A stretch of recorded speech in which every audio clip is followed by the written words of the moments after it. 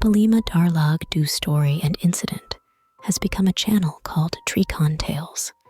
Don't forget to subscribe and hit the bell icon for notifications. Sometimes we encounter mysterious events that leave an indelible mark on our lives. In today's series, a listener named Saroj Nepali from Kailali shares a chilling incident. I hail from Basantpur, Kailali, and my friend, whom I'll refer to as Nana, had a unique connection with the supernatural. Nana's mother, a special individual with extraordinary abilities, could communicate with spirits. She had foreseen that Nana would embark on a spiritual journey, and if he had a companion, their bond would be unbreakable. Unfortunately, Nana's mother couldn't foresee the specifics, but she emphasized the importance of Nana's partner in his life. As fate would have it, Nana and I became close friends. Wherever we went, strange occurrences seemed to follow us. Despite our young age, we faced challenges together. Our village, surrounded by forests and rivers, had its own share of mysteries. One incident, in particular, stands out from our adventurous experiences. About a year ago, in our village of Basantpur and the nearby Rohini, a soul named Josh Rohini was causing havoc. People believed it was the spirit of a girl who had died tragically. She was said to wander around, especially near rivers, instilling fear among the villagers. One day, in the span of just an hour, she targeted a young boy and a girl, both 18 years old. Rohini, the ghost, had a peculiar modus operandi. She would approach her victims and, with a touch, instill an unexplainable fear. The affected individuals would then experience strange occurrences, and the haunting would continue until someone intervened. The villagers, terrified by Rohini's antics, sought the help of spiritual leaders and performed rituals to pacify her spirit. Despite their efforts, Rohini's ghost persisted, leaving everyone in a state of constant fear. The villagers, including Nana and me, were determined to uncover the truth and put Rohini's soul to rest.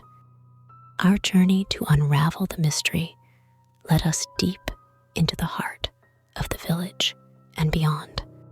Rohini's ghost seemed elusive, and we encountered various challenges. The villagers, equally determined, joined us in our quest to bring peace to Rohini's tormented soul.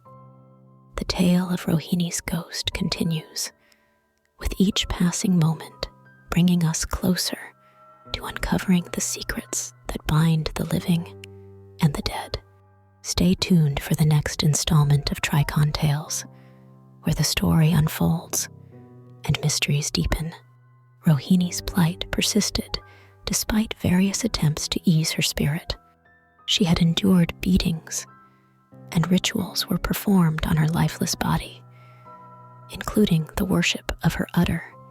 The villagers, desperate to free Rohini's soul, engaged in numerous ceremonies and offerings. Despite these efforts, her restless spirit remained bound to a specific path, refusing to depart.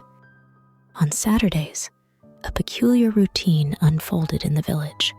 Some villagers visited the market, while others engaged in sports activities. Some chose to stay home, seeking solace in the familiarity of their surroundings. It was on one such Saturday that my friend, Nana Pai Thapa, and I decided to venture into the jungle with a group of companions. As we gathered near the water, a voice emerged, advising us to settle in the forest for the day. Intrigued by the mysterious guidance, I shared the suggestion with my companions. The voice emphasized the need to bring children along, and with the forest only half a kilometer from my house, the plan was set into motion. By 1 o'clock in the afternoon, we had all assembled and enjoyed a meal together. Our intent was clear: to explore the forest and uncover its secrets. However, as we stepped outside, an unexpected obstacle arose. Moria, a figure in the vicinity, confronted us. Urged by the voice, we decided to visit Moria's house, where a confrontation ensued. A skirmish broke out, with laughter and banter providing temporary relief. However, tensions escalated, leading to a face-off between our group and Moria. The situation became intense as we exchanged words, and the possibility of physical confrontation loomed. In an unexpected turn, we decided to create a makeshift camp. Gathering our belongings, we brought dunga leaves and created a communal space. The atmosphere was charged as we collectively performed rituals, attempting to appease the unseen forces around us. The night unfolded with both fear and determination as we navigated the unknown in pursuit of answers. The tale of Rohini's ghost and our encounters in the jungle continues. As mysteries deepen and challenges mount, the journey into the supernatural realm persists. Stay tuned for the next installment of Tricon Tales, where the narrative unravels further, revealing the intricate threads that connect the living and the spirits that linger. Tentu saya memahami. Berikut adalah hasil perbaikan dari segmen yang Anda berikan. Rohini's ordeal persisted despite various attempts to ease her spirit. She had endured beatings, and rituals were performed on her lifeless body, including the worship of her udder. The villagers, desperate to free Rohini's soul, engaged in numerous ceremonies and offerings. Despite these efforts, her restless spirit remained bound to a specific path, refusing to depart. On Saturdays, a peculiar routine unfolded in the village. Some villagers visited the market, while others engaged in sports activities. Some chose to stay home, seeking solace in the familiarity of their surroundings. It was on one such Saturday that my friend Nana Bai Thapa and I decided to venture into the jungle with a group of companions. As we gathered near the water, a voice emerged, advising us to settle in the forest for the day. Intrigued by the mysterious guidance, I shared the suggestion with my companions. The voice emphasized the need to bring children along, and with the forest only half a kilometer from my house, the plan was set into motion. By 1 o'clock in the afternoon, we had all assembled and enjoyed a meal together. Our intent was clear: to explore the forest and uncover its secrets. However, as we stepped outside, an unexpected obstacle arose. Moria, a figure in the vicinity, confronted us.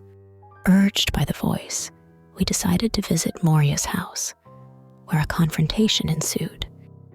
A skirmish broke out, with laughter and banter providing temporary relief. However, tensions escalated, leading to a face-off between our group and Moria. The situation became intense as we exchanged words, and the possibility of physical confrontation loomed. In an unexpected turn, we decided to create a makeshift camp. Gathering our belongings, we brought dunga leaves and created a communal space. The atmosphere was charged as we collectively performed rituals, attempting to appease the unseen forces around us. The night unfolded with both fear and determination as we navigated the unknown in pursuit of answers. The tale of Rohini's ghost and our encounters in the jungle continues. As mysteries deepen and challenges mount, the journey into the supernatural realm persists. Stay tuned for the next installment of Tricon Tales, where the narrative unravels further, revealing the intricate threads that connect the living and the spirits that that linger. Rohini, who was in distress, caused a stir when we reached the village. My companion, upon encountering her, was so frightened that she couldn't utter a word and hastily fled. Witnessing this, the rest of our group, including Nana and others, also got a glimpse of Rohini. Fear gripped everyone, and in an attempt to escape, we all started running. As we sprinted through the village, the name KT echoed in our minds, a name associated with fear and apprehension. My companions and I raced through narrow paths, with questions lingering about what lay behind us. The palpitations in my heart intensified, and the relentless pursuit by Rohini fueled my fear. I realized that my own heartbeat seemed to synchronize with the pace of my steps. Despite my efforts to push forward, it felt as if Rohini was right behind me, and the echoing footsteps were a constant reminder of the impending threat. I urged myself to move faster, but the slippers on my feet hindered my speed. Discarding them, I continued running barefoot, unmindful of the terrain or obstacles in our path. In the darkness, we navigated through fields, guided only by the moonlight. My friend Nana, usually composed, was cutting grass in the fields. Witnessing his calm demeanor, a sense of tranquility washed over me briefly. However, the fear persisted, and we pressed on, driven by an instinct to escape. As we traversed the fields, my mind was consumed by a mix of fear and curiosity. The night was eerily silent, interrupted only by the rustling of leaves and our hurried footsteps. The tales of supernatural encounters echoed in our minds, intensifying the sense of dread. The events of that night unfolded with an inexplicable tension, and the fear that gripped us was palpable. We continued our journey into the unknown, haunted by the echoes of Rohini's pursuit. Stay tuned for the next installment of Tricon Tales, where the story takes another mysterious turn, revealing the depths of the supernatural realm that envelops our village. Certainly, here's a continuation and refinement of the previous text. Not a ghost, but the fear stemmed from witnessing my mother's reaction.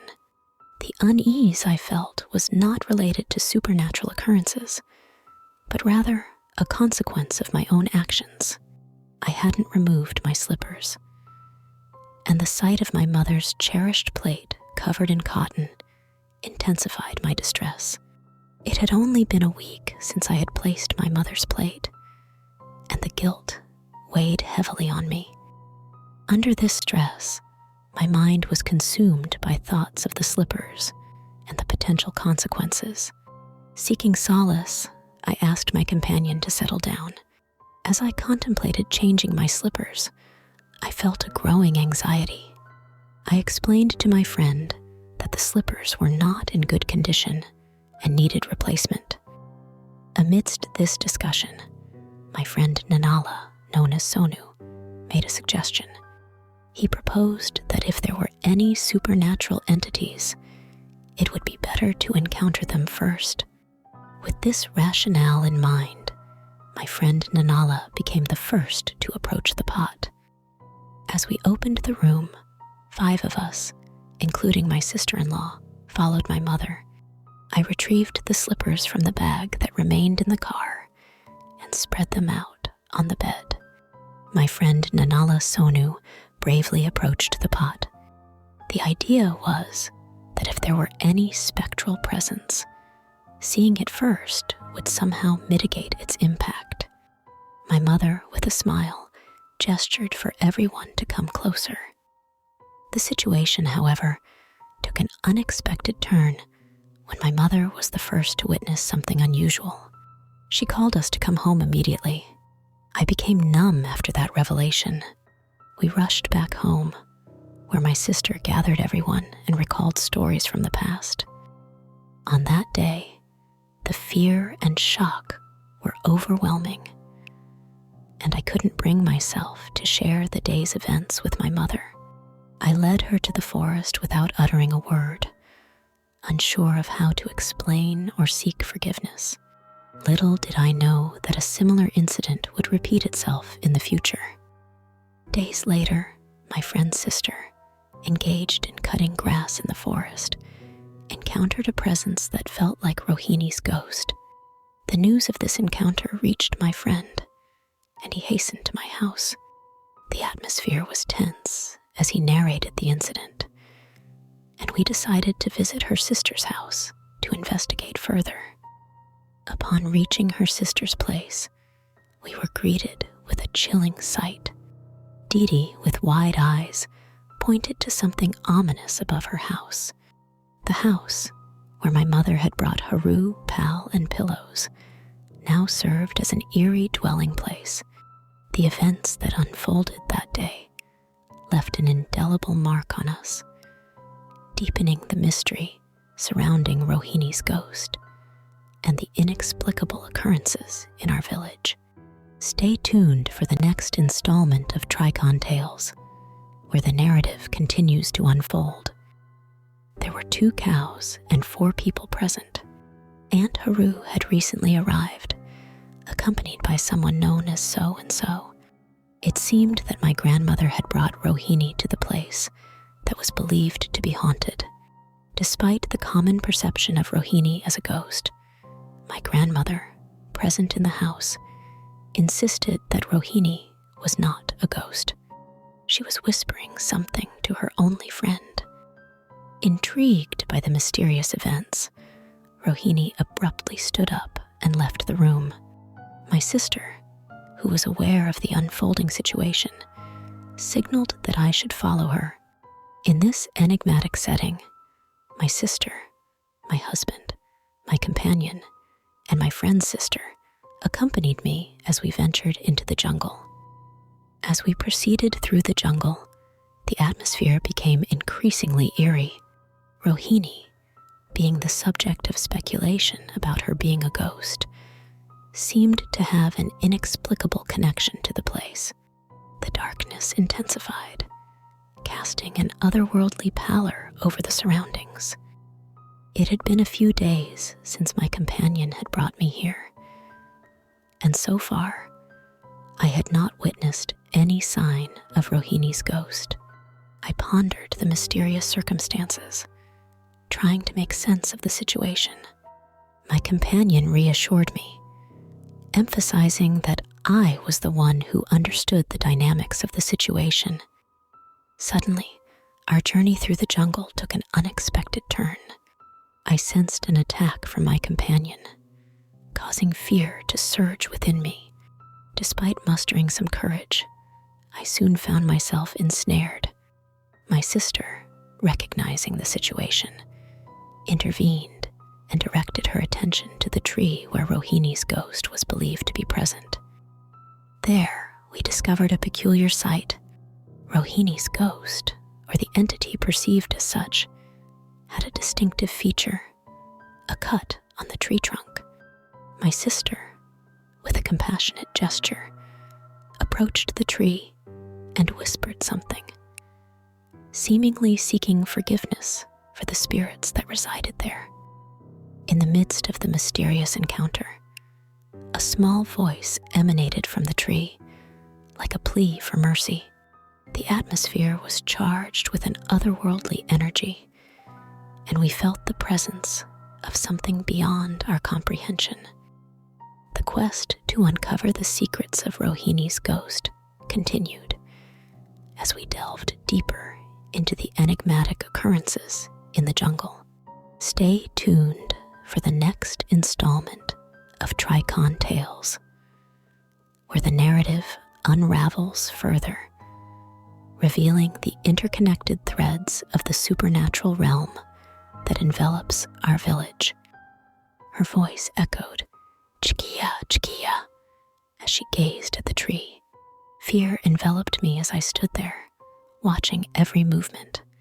In those innocent winter days, darkness seemed to prevail, and I, the companion, felt an indescribable sense of trepidation. My tears flowed unabated, and my sister and I exchanged silent glances. As minutes passed, the atmosphere became increasingly charged. The companion, who had been waiting patiently, finally spoke. "I have come. My daughter is here."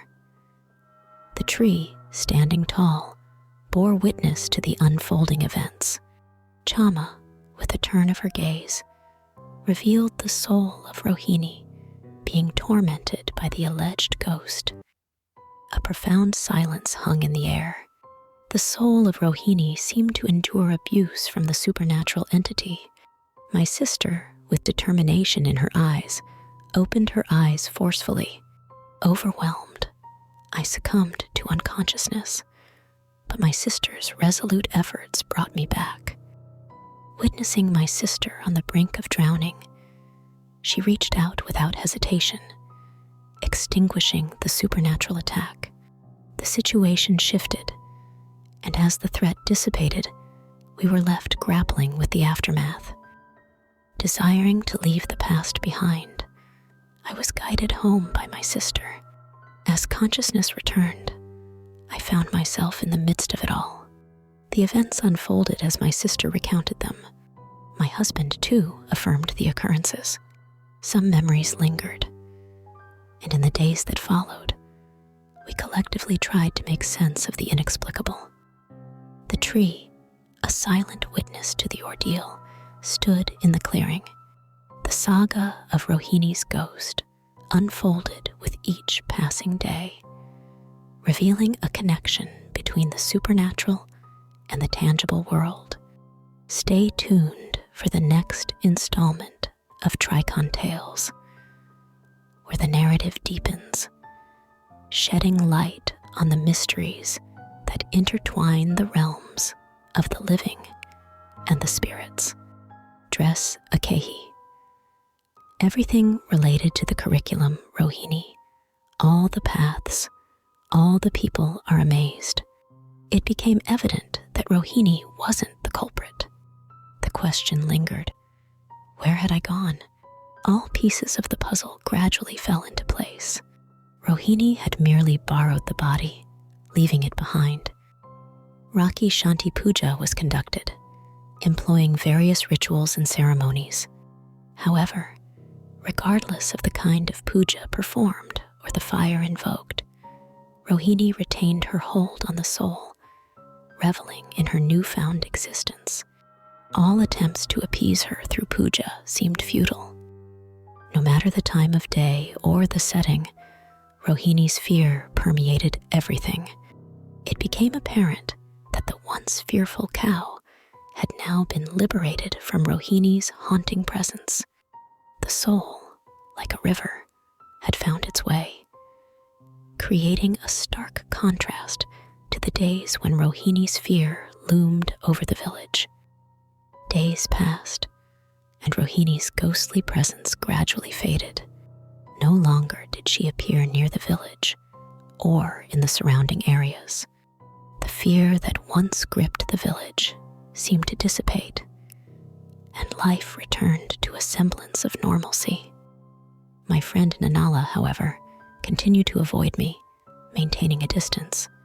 The incident had left a lasting impact on him, and the fear lingered. Even now, he refrained from interacting, seemingly haunted by the memories of that ominous day. As time marched on, the village gradually healed from the specter of Rohini's ghost. The once feared cow roamed freely, untethered from the haunting presence. The tale of Rohini's ghost became a distant memory, a chapter in the village's history that no longer cast a shadow. Yet, the echoes of that chilling period lingered, a reminder of the mysterious interplay between the seen and the unseen. Stay tuned for the next chapter of Tricon Tales, where new stories unfold, unraveling the enigmatic threads that bind our village.